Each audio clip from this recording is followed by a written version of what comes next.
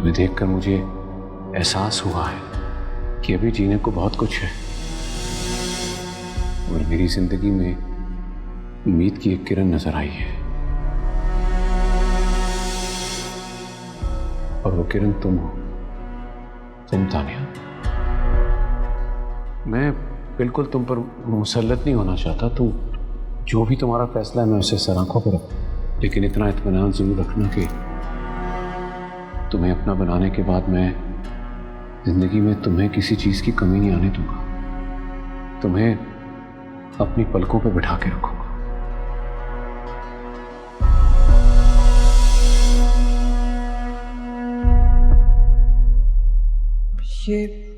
ये क्या हो रहा है मेरे साथ? मेरी मोहब्बत तो जासिम था, मैंने तो सिर्फ उसे चाहा था, वो मुझे नहीं मिला। तो क्या इसका मतलब अब राहील सर?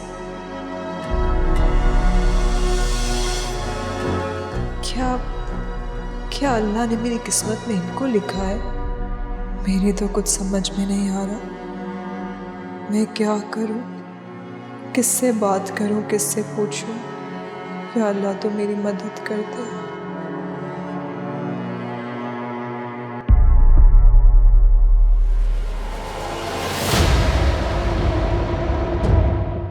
कहाँ थे तुम? जरूर तारिया के साथ होगे ना, तभी मेरा फोन नहीं उठा रहे थे। देखो समरा, इस वक्त ना मैं कोई बात करना चाहता हूँ ना कोई बात सुनना चाहता हूँ, तो तुम्हारे लिए बेहतर यही है कि खामोश रहो। राहील,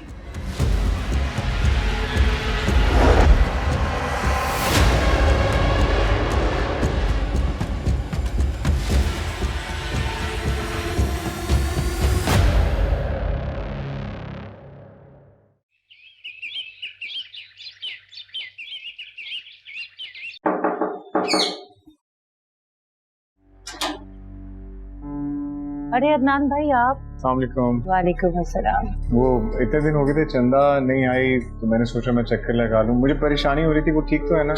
4-5 दिन से बुखार है उसे, वैसे वो भी आपको याद करेगी। आए मिलने उससे।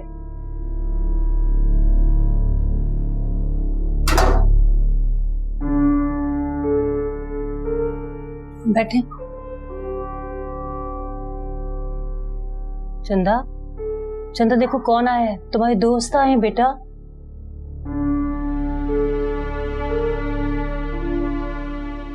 कैसी? इसको तो बहुत तेज बुखार है। अब चलो मैं आपको डॉक्टर के पास लेकर चलूं। दवाई लेके दी है मोहल्ले के डॉक्टर से। नहीं, मैं मोहल्ले के डॉक्टर की बात नहीं कर रहा, किसी अच्छे डॉक्टर के पास लेके जाते हैं, उसको बहुत तेज बुखार है। आप भी चलें हमारे साथ। मैं बुर्का पहन के आती हूँ। क्या हो गया बेटा? मैं भी आपको डॉक्टर के पास लेके जाता हूँ, आपको मेडिसिन देगा, आप ठीक हो जाओगे, फिर मैं अपने बेटे को कैंडी भी लेके दूंगा, ठीक है?